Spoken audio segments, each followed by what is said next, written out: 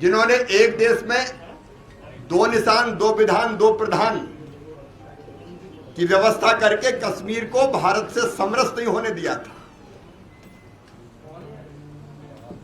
वो पंडित नेहरू ही थे,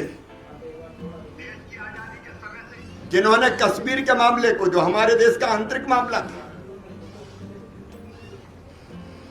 संयुक्त राष्ट्र संघ में ले जाकर जनमत संग्रह तक की बात करी थी। उस अलगाववादी मानसिकता से कांग्रेस आज भी नहीं उभरी है। और गुपकार संगठन कहूं कि गुप्तचर संगठन कहूं, ये तो चीन और पाकिस्तान के लिए जासूसी करने वाले लोग हैं। और वस्तुतः ये कोई गठबंधन नहीं है। रोशनी कानून की आड़ में ये गुपकार संगठन के नेताओं ने 25,000 करोड़ रुपए से ज्यादा की जमीन हड़प ली जम्मू कश्मीर की। ये नेशनल कॉन्फ्रेंस हो या पीडीपी हो, इनके बच्चे तो विदेशों में पढ़ते रहे, ये कश्मीरी बेटा बेटियों के हाथ में पत्थर थमाते रहे। इन्होंने विलासितापूर्ण जीवन जिया, कश्मीर को लूटने की आजादी इनको थी,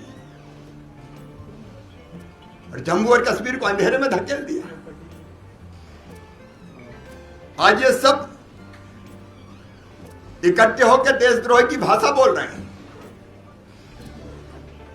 और कांग्रेस भी इनके साथ शामिल है, इनके साथ खड़ी हुई है।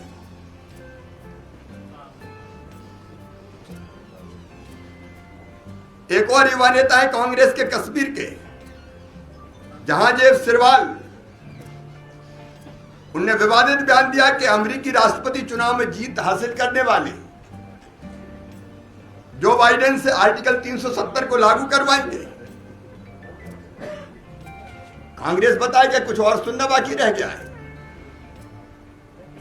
और फारूक अब्दुल्ला ने देश विरोधी बयान को पहली बार नहीं दिया है। कई बार राष्ट्र के खिलाफ बोले, भारत के खिलाफ बोले, हमारे देश के खिलाफ बोले। आतंकी मकबूल भट्ट से उनके रिश्ते से सब परिचित है।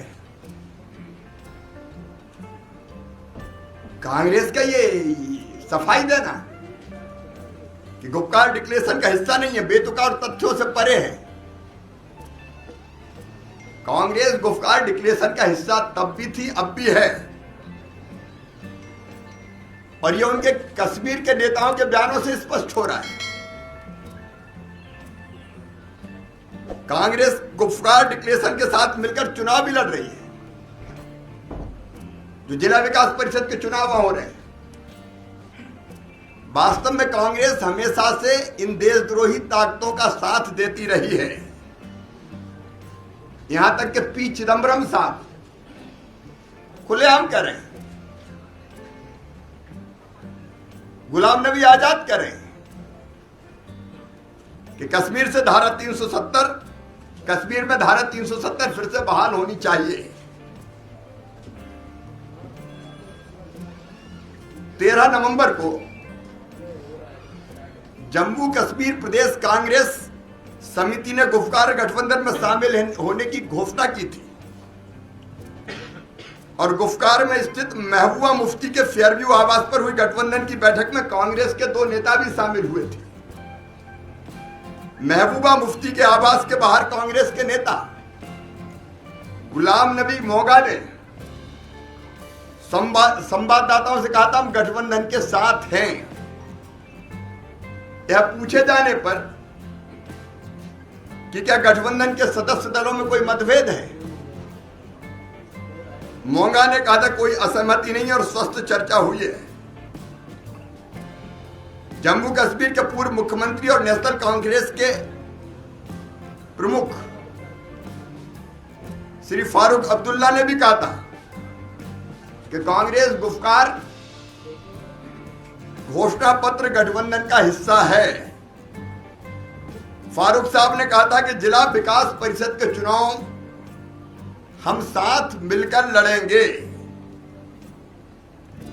अब्दुल्ला साहब का यह बयान कांग्रेस के उस फैसले के बाद आया है जिसमें पार्टी ने डीडीसी चुनाव में उम्मीदवार उतारने का ऐलान किया था और गठबंधन के जो उम्मीदवार सामने आए उनमें से 3 कांग्रेस के। 13 अक्टूबर 2020 को महबूबा मुफ्ती साहब रिहा की गई थी। उसके पहले फारूक अब्दुल्ला और उमर अब्दुल्ला साहब इनको रिहा किया गया था। अब हिरासत से रिहा होने के बाद, आजाद होने के बाद ये देश के खिलाफ विश्व भवन पर उतरे हुए हैं। मैं कांग्रेस से सवाल पूछना चाहता हूं कि वो कांग्रेस का धारा 370 के बारे में दृष्टिकोण क्या है। मैडम श्रीमती सोनिया गांधी को स्पष्ट करना चाहिए। क्या उनकी अलगाववादी मानसिकता, फिर धारा 370 और 35A को हटाने के पक्ष में वो दोगली और दो मुही बातें क्यों कर रहे हैं। आतंकवादियों के साथ उनके रिश्ते क्या हैं। बटाला हाउस एनकाउंटर के बाद क्यों श्रीमती सोनिया गांधी रात भर आंसू बहाती रही। क्यों दिग्विजय सिंह आतंकवादियों के साथ खड़े हुए। मित्रों, ये अब्दुल्ला और मुफ्तियों और एक परिवार के गांधियों की एकजुटता का कारण लूट की अपनी दुकान कश्मीर में बंद हो जाना है। धारा 370 हटने के बाद कश्मीर, जम्मू और कश्मीर खुली हवा में सांस ले रहा था। जिन गलियों में कभी खून के निशान दिखते थे, वहां प्राकृतिक सौंदर्य की सौंधी महक सुगंध आने लगी थी। जम्मू और कश्मीर की जन्नत में फिर से जहर घोलने के प्रयास किए जा रहे हैं और उन प्रयासों में कांग्रेस साथ खड़ी हुई दिखाई दे रही है। और इसलिए कांग्रेस को अपने दृष्टिकोण को जनता के सामने स्पष्ट करना चाहिए।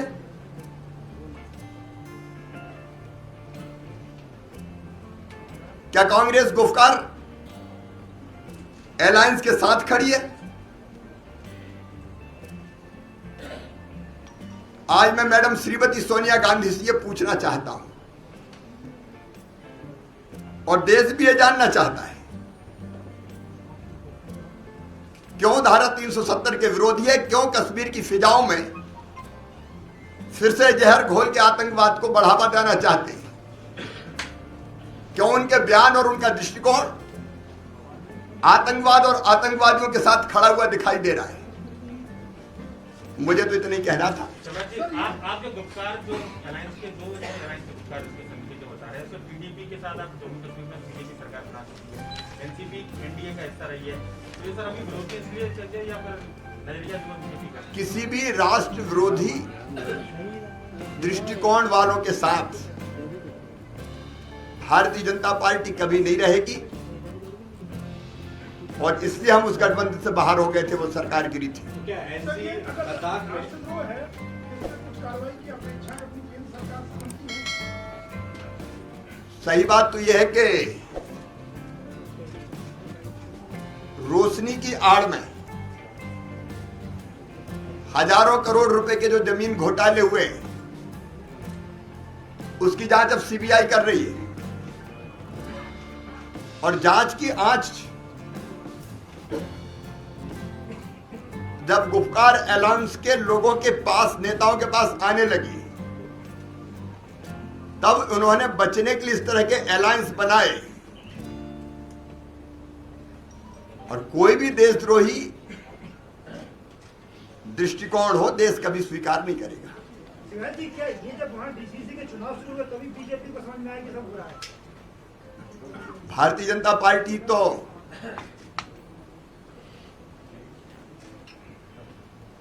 जो ऐतिहासिक भूल पंडित जवाहरलाल नेहरू जी ने की थी, हमने देश को वचन दिया था कि जब पूरी तरह से बहुमत में आएंगे 370 समाप्त करेंगे, 35 ईयर समाप्त करेंगे। हमने समाप्त किया, लेकिन तब से कांग्रेस और बाकी लोग जो कर रहे हैं, इसलिए सवाल हम पूछ रहे हैं। ये लद्दाख में जो नेशनल कॉन्फ्रेंस से अलायंस है, उससे क्या बीजेपी पुनर्विचार कर रही है? भारतीय जनता पार्टी का किसी भी एंटी नेशनल पार्टी के साथ कोई गठबंधन नहीं रहेगा। सर 2 दिन पहले आपने सर दो कमेटी ने गठन किया था, और 2 दिन बाद आप आगे मामला दो कमेटी करने वाले हैं। वहाँ से मसला है, वहाँ बड़े पैमाने पे फंडिंग संख्या मैं खुद भी व्यवस्थाओं को देखूंगा। एक बात मैं स्पष्ट करना चाहता हूं कि कुछ विषय ऐसे होते हैं जिसमें एक नहीं, एक से ज्यादा विभागों को साथ लेना पड़ता है। हमने पहले भी पर्यटन के लिए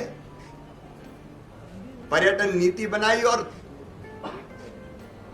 5 विभागों को इकट्ठा साथ किया। उसमें जमीन चाहिए, अगर तो रेवेन्यू चाहिए,